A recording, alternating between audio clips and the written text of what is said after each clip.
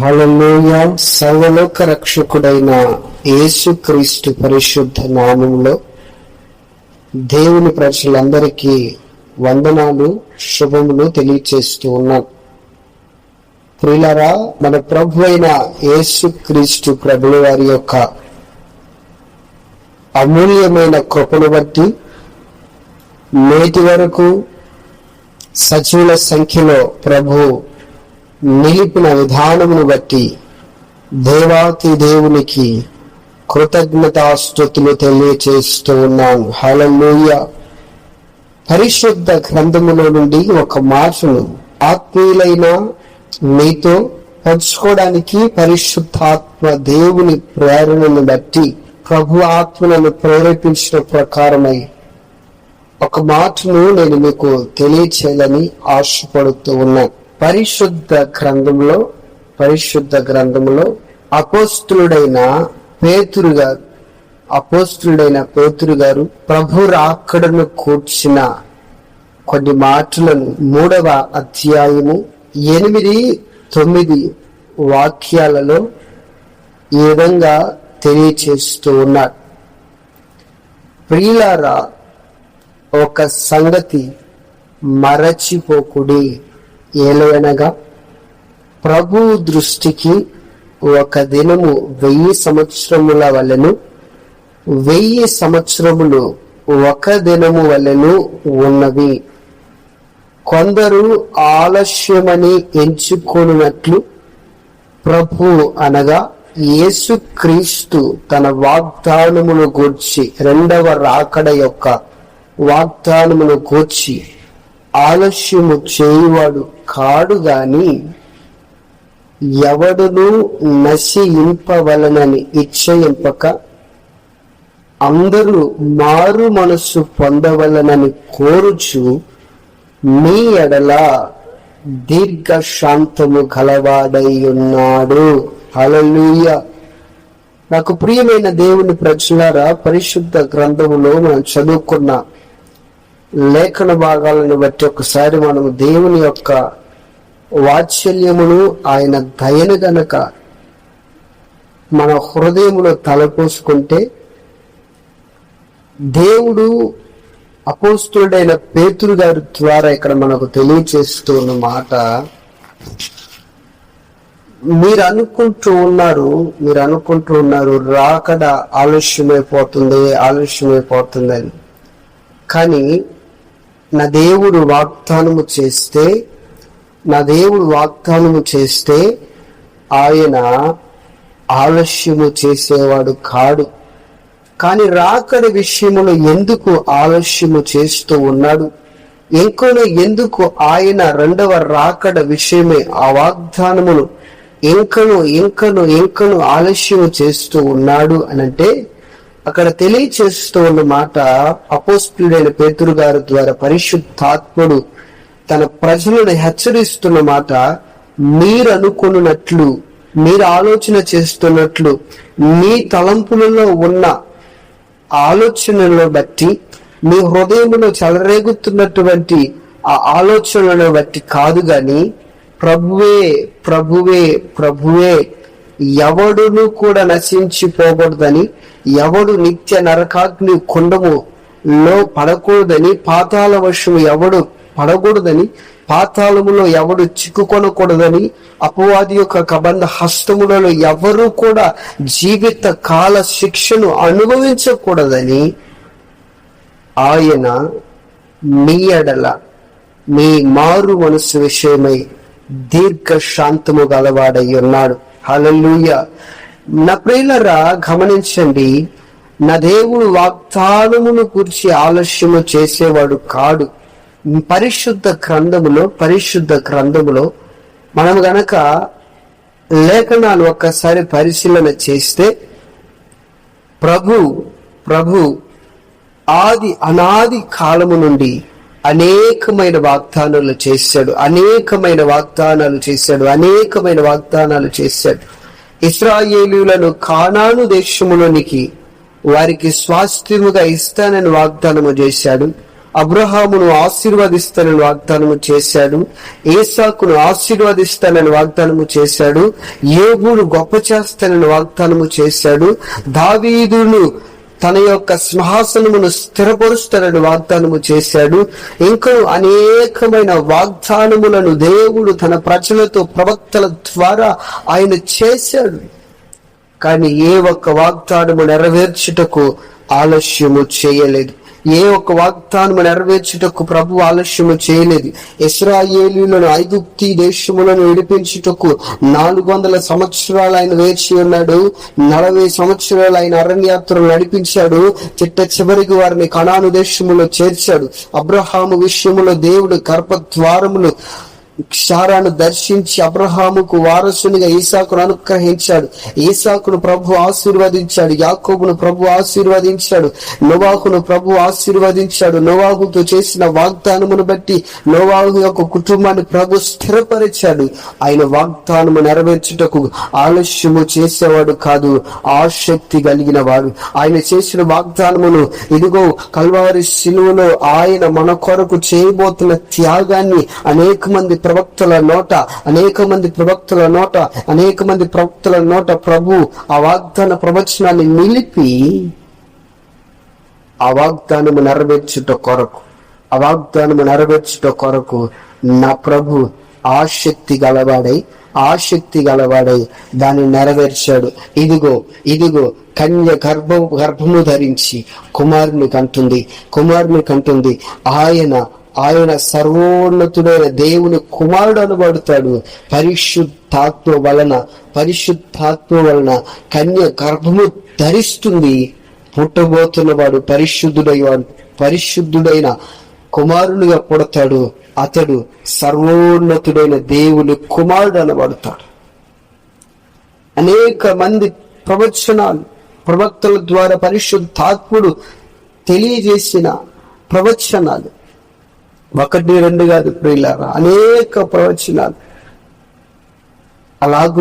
అలాగుననే మత్తయి సువార్తమానములో మనం గమనిస్తే గాబ్రియేలు దూత కన్యైన మరియ దగ్గరికి వచ్చి మరియతో అంటుంది, ఇదిగో నీవు పరిశుద్ధాత్మ వలన గర్భము ధరించబోతున్నావు. హల్లెలూయా. పుట్టబోతున్నవాడు లోకరక్షకుడు. తన ప్రజల పాపము నుండి, తన ప్రజల శాపము నుండి, తన ప్రజల యొక్క రక్తాపరాధము నుండి ఆయన విడిపించబోతున్నాడు. ఆయన తన ప్రజలకు తోడై ఉండబోతున్నాడు. ఆయనకు పేరు యేసు క్రీస్తు అని మీరు పెట్టాలి. హల్లెలూయా. ఆయన వాగ్దానము నెరవేర్చుటకు ఆలస్యము చేసేవాడు కాదు, ఆసక్తి కలిగిన వాడు. మరి ఎందుకు రాకడ విషయంలో ఆయన వాగ్దానమును గూర్చి ఆలస్యము చేస్తూ ఉన్నాడంటే పరిశుద్ధాత్మ దేవుడు తెలియచేస్తున్నమాట. ఇంకను ఎంత మంది అయితే మారు మనసు పొందలేదు, ఇంకను ఎంతమంది అయితే యథార్థతను కలిగి జీవించట్లేదు, ఇంకను ఎంతమంది అయితే న్యాయమును అనుసరించి జీవించట్లేదు, ఇంకను ఎంతమంది అయితే నీతిమంతులుగా పరిశుద్ధమైన నిష్కలంకమైన రక్తములో కడగబడలేదు, వారందరి విషయమై వారందరి కొరకు నా ప్రభు ఆయన రాకడను నేటి వరకు ఆలస్యము చేస్తూ ఉన్నాడు. ఆయన ఒక్క మాట తెలియచేస్తే భూప్రపంచమంతయు ఆయన మాటకు లోబడుతుంది. అందుకే నా ప్రభు అంటాడు, ఆకాశమా ఆలకించు, భూమి చెవియొగ్గు. అంటే ప్రకృతి ఆయన మాటకు లోబడుతుంది. ప్రకృతిలో ఉన్న సమస్తం ఆయన మాటకు లోబడుతున్నాయి. కానీ లోబడని వారు ఎవరు అని అంటే వాగ్దాన ప్రవచన లేఖనాలను తెలియజేసినట్లుగా లోబడని వారు మనుషులు, నరమాతృలు లోబడట్లేదు దేవుని మాటలకు. లోబడనొల్లని ప్రజలారా మీకు శ్రమ అని వాక్య భాగం తెలియజేస్తుంది. లేఖనాలలో మనము జాగ్రత్తగా చూస్తే ప్రియులారా, దేవుడి మాటకు లోబడని వారు ఎవరనంటే జనులు. ఆయన ఇచ్చిన ధర్మశాస్త్రమునకు లోబడట్లేదు, ఆయన చెప్పిన మాటలకు లోబడట్లేదు, ఆయన చూపిన ప్రేమను అర్థం చేసుకోవట్లేదు, ఆయన చేసిన త్యాగాన్ని గురించి ఆలోచించట్లేదు. పాపం చేస్తున్నామే, పరిశుద్ధతను కోల్పోతామే, ప్రభు దీని గురించి మనములను లెక్క అడుగుతాడన్న భయము లేదు. భయంకరమైన శిక్షను కొని తెచ్చుకొనుటకై ఇంకను నా ప్రభుని వేధిస్తూ ఉన్నా. అరణ్యములో ఇశ్రాయేలీయులు నా ప్రభుని శోధించినట్లుగా, అరణ్యములో ఇశ్రాయేలీయులు నా ప్రభుకి కోపము తెప్పించినట్లుగా, అరణ్యములో ఇశ్రాయేలీయులు ప్రభుని శోధించినట్లుగా నేటికి అనేక మంది నా ప్రభుని శోధిస్తూ ఉన్నారు, నా ప్రభుకు కోపం తెప్పిస్తున్నారు. ఎలాగనంటే పరిశుద్ధ గ్రంథములో తెలియజేసిన మాట ప్రకారముగా పాపము చేయుచున్న వాడు వెంటనే తనకు శిక్ష కలుగపోవుట చూచి ధైర్యము తెచ్చుకొని పాపం చేస్తూ ఉన్నాడు. వాస్తవమే, పాపం చేసినప్పటి శిక్ష కలగట్లేదు. కారణం ఏంటంటే యేసుక్రీస్తు ప్రభుల వారు మనపై చూపిన ఆ కృపను బట్టి, ఆయన మనపై కలిగి ఉన్న ఆ ప్రేమను బట్టి తన ప్రజలను వెంటనే శిక్షించాలన్న ఆశ కలిగి ఆయన లేడు. కానీ ఒక దినము ఆయన శిక్షిస్తాడు. నాకు ప్రియమైన దేవుని ప్రజలారా, పాపమునకు శిక్ష కలగట్లేదని పాపం చేయొద్దు. ప్రతి పాపాన్ని, ప్రతి అన్యాయాన్ని, ప్రతి అక్రమాన్ని నా ప్రభు తీర్పు దినము కొరకే ఆయన దాన్ని రాసిబెడుతున్నాడని జ్ఞాపకం చేసుకో. రాసిబెడుతున్నాడని మర్చిపోవద్దు. నువ్వు ప్రతి విషయాన్ని నీ జీవితంలో నీవు పుట్టినది మొదలుకొని ఇదిగో తల్లి గర్భములో పుట్టిన దినము మొదలుకొని భూగర్భములోనికి నువ్వు చేరేంత వరకు నా ప్రభు నిన్ను గూర్చిన ప్రతి దినాన్ని, ప్రతి క్షణాన్ని ఆయన గ్రంథపు చుట్టలో రాస్తూ ఉన్నాడన్న విషయాన్ని ఏమాత్రము మరచిపోవద్దు.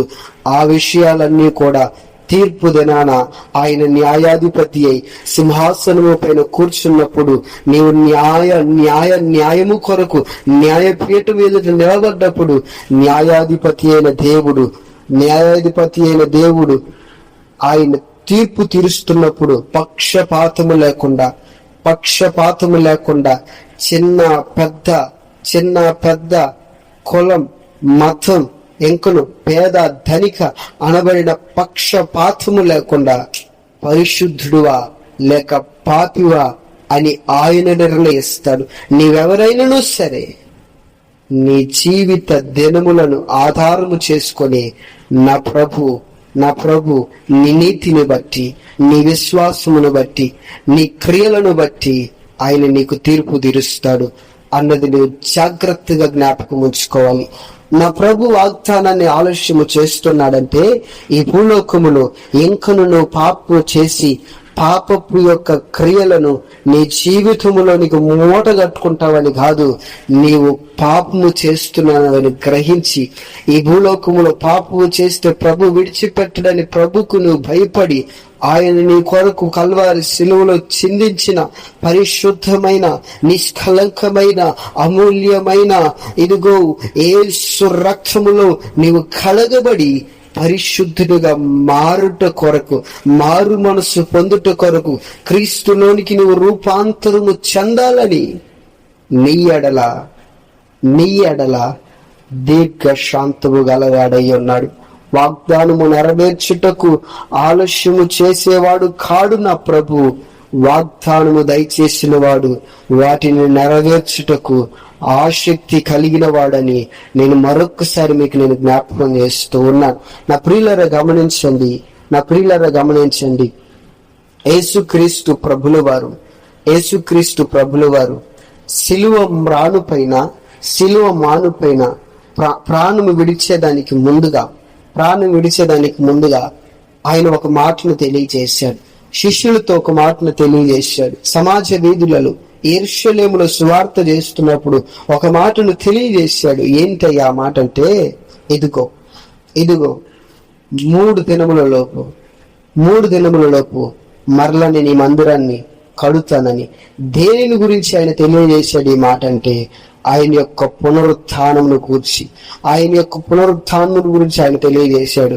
నా ప్రియులరా, గమనించండి, యేసు క్రీస్తు ప్రభులు వారు చనిపోయిన 3వ దినము ఆదివారమున తెల్లవారుజామున ఆయన సమాధిలో లేడు. ఆయన సమాధిలో లేడు. ఎక్కడున్నాడనంటే ఆయన సజీవుడై ఉన్నాడని లేఖన భాగాలలో మనం గమనిస్తాం. అంటే యేసుక్రీస్తు ప్రభులు వారు సజీవుడిగా ఉన్నప్పుడు ఆయన చేసిన వాగ్దానం ఏంటి అంటే, ఇదిగో నేను 3వ దినాన మరణమును గెలిచి పాతాళమును ఓడించి అపవాది తలను చితక త్రొక్కి పునరుత్థానుడై లేస్తా, సజీవుడనై లేస్తానని ఆయన చేసిన వాగ్దానమును అదే సమయములో 3వ రోజున ఆదివారము తెల్లారుజామున నా ప్రభు ఆయన పునరుత్థానుడై లేచాడు. ఈ వాగ్దానము గురించి ఆయన ఆలస్యము చేయలేదు. ఆసక్తి కలిగిన వాడే నెరవేర్చాడు. హల్లెలూయా. ఆసక్తి కలిగిన వాడే ఆయన వాగ్దానము నెరవేర్చిన దేవుడు. అదే నేను అంటున్నాను ఈ పూట, నా ప్రభు నీ యొక్క జీవితమును బట్టి, నీ పాప క్రియలను బట్టి నీవు మారు మనసు పొందాలని, నీవు లోకమునకు వేరే జీవించాలని, మూర్ఖులకి తరము వారికి నీకు ఏ సత్య సంబంధం ఉండకూడదని, దుష్టుల ఆలోచన చొప్పున నీవు నడవకూడదని, పాపుల మార్గంలో నిలవకూడదని, అపవాసుకులు కూర్చున్న చోట నీవు కూర్చుండకూడదని, భక్తిహీనులతో సాంగత్యము నీవు చేయకూడదని, అనీతి మంతులతో నీవు జీవించకూడదని, నీ మారు మనసు కొరకై నీవు మారు మనసు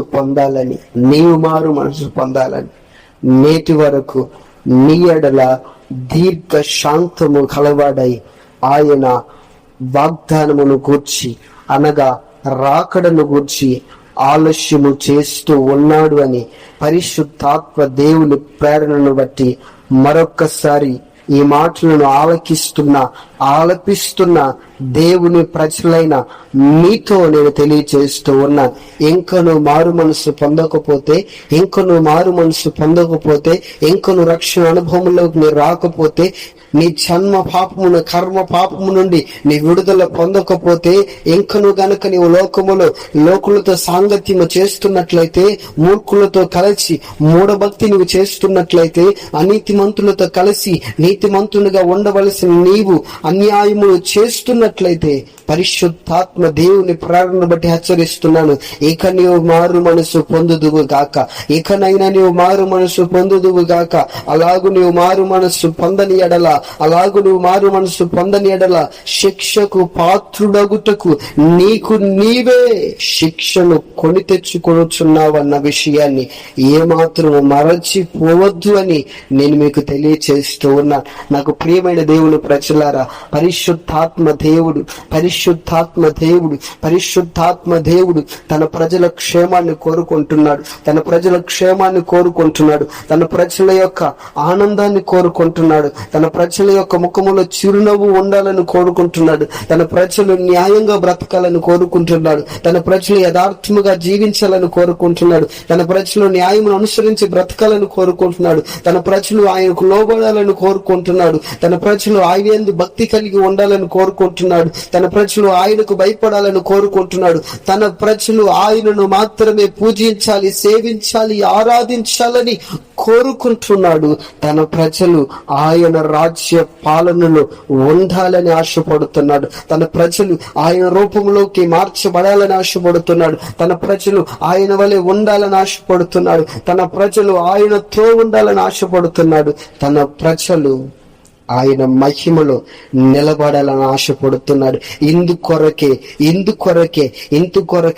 నేటికి కూడా రాకడ ఆలస్యం అవుతున్నది. నేటికి రాకడ ఆలస్యం అయిందంటే కారణం ఏంటి? రాకడ ఆలస్యమైనంత మాత్రాన నా ప్రభు వాగ్దానము చేసిన వాడు రానని అర్థమా? వస్తానని చెప్పిన వాడు ఖచ్చితంగా వచ్చి తీరుతాడు.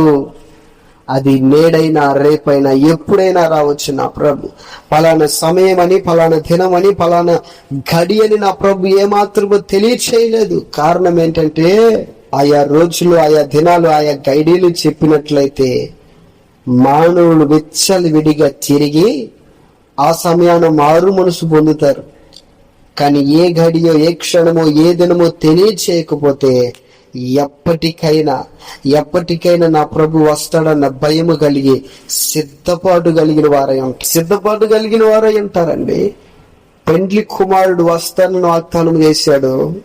వస్తానని చెప్పిన ఆ పెండ్లి కుమారుడు తప్పక వస్తాడని బుద్ధి కలిగి, భయము కలిగి, భక్తి కలిగి, పరిశుద్ధత కలిగి దేవుని కొరకు అనగా పెండ్లి కుమారుని కొరకు ఎదురు చూస్తూ ఉన్నారు. నా ప్రియులారా, ఆలస్యమైందని వారు నిద్రపోయారు. దివిటిల్లో నూనె అయిపోయింది. ఏం చేయాలో అర్థం కావట్లేదు. నూనె కోసం బయలుదేరారు. పెండ్లి కుమారుడు రానే వచ్చాడు. పెండ్లి కుమారుడు వచ్చిన తర్వాత మెలకువ కలిగి, ఆత్మదీపం ఆరిపోకుండా ఇదిగో పెండ్లి కుమారుడు కొరకు కనిపెట్టుకొని సిద్ధపడి నిలుచున్న వారితో పెండ్లి కుమారుడు లోపలికి వెళ్ళిపోయాడు. మిగతా 5 మంది విడవబడ్డారు. తర్వాత వాళ్ళు వచ్చి అడుగుతున్నారు, అయ్యా ఇప్పుడు దాకా మేము ఎక్కడ నిలబడ్డామయ్యా? నా ప్రభు అంటాడు, మీరెవరో నాకు తెలియదని. గమనించండి నా ప్రియ దేవుని ప్రజల, ఆయన ఆలస్యము చేస్తూ ఉన్నాడంటే కార్యము చేయడని కాదు, ఒక కారణాన్ని బట్టి బుద్ధి లేని కన్యకులు విడువబడినట్లుగా నీవు విడువబడకూడదు. బుద్ధి లేని కన్యకల సంఖ్యలో నీవు ఉండకూడదు. 5 ఎత్తబడ్డారు, 5 ఎరవబడ్డారని. నీవెవరైనా సరే సిద్ధపాటు కలిగి, పరిశుద్ధతను కలిగి, ఆత్మ దీపములో మండుచు ప్రజ్వలించి జ్వాలగా ఉండాలి. మారు మనసు పొందకపోతే ఇంకను బుద్ధి లేని కన్యకల సంఖ్యలో నీవు ఉంటే, బుద్ధి కలిగిన కన్యకల యొక్క సంఖ్యలో నువ్వు చేర్చబడాలి. నీతివంతుల సంఖ్యలో నువ్వు చేర్చబడాలి. యథార్థవంతుల సంఖ్యలో నువ్వు చేర్చబడాలి. నువ్వు దేవుని యందు భయము కలిగిన వారి యొక్క సంఖ్యలో నువ్వు చేర్చబడాలి. ఆయన ఆలస్యము చేస్తున్నాడంటే కారణము ఒక్కటే. అదేంటి అనంటే, ఇంకను మారు మనసు పొందని వారు ఎవరో వారు మారు మనసు పొందాలి. యేసుక్రీస్తు నామములో పరిశుద్ధాత్మ దేవుని యొక్క ప్రవచనమును బట్టి, ఆయన నెరవేర్చిన కార్యములను బట్టి వారందరూ కూడా, మారు మనసు పొందని వారందరూ కూడా బాప్తిస్ము పొందాలి. క్రీస్తు రక్తములో కడగబడాలి. శాపము నుండి విడుదల పొందాలి. అపవాది యొక్క కబంధ హస్తముల నుండి వారు విడుదల పొందాలి. క్రీస్తు యొక్క రక్త మాంసములలో పాలివారుగా ఉండాలి. అనుదినము ప్రార్థనలో ఉండాలి, సహవాసములో ఉండాలి, భక్తిలో ఉండాలి, రొట్టె విరుచుటలో ఉండాలి.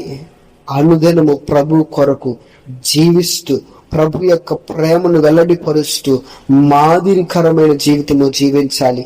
ఆయన రాకడను ఆలస్యము చేసేవాడు కాదు, వాగ్దానమును ఆలస్యము చేసేవాడు కాదు, వాగ్దానమును ఆసక్తి కలిగి నెరవేర్చేవాడు నేను ప్రకటిస్తున్నా నా ప్రభు అయిన యేసు క్రీస్తు ప్రభులు వారు. ఎందుకు ఆయన ఆలస్యము చేస్తూ ఉన్నాడంటే, మారు మనసు పొందని నీవెవరైనా సరే మారు మనసు పొందు. నీవు నరకానికి వెళ్ళుట నా ప్రభుకి ఇష్టము లేదు. నీవు బాధను భరించుట నా ప్రభుకి ఇష్టము లేదు. నీవు దుఃఖపడుట నా ప్రభుకి ఇష్టము లేదు.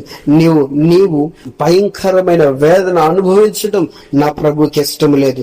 ఆయన రక్తములో కడగబడాలని, ఆయన రూపులో మార్చబడాలని, ఆయనలో నీవు రూపాంతరము చెందాలని, ఆయన కొరకు నీవు జీవించాలని, ఆయనతోనే నిత్యము యుగములు ఆయనతోనే నీవు ఉండాలని ఆయన ఆశపడుతూ ఉన్నాడు.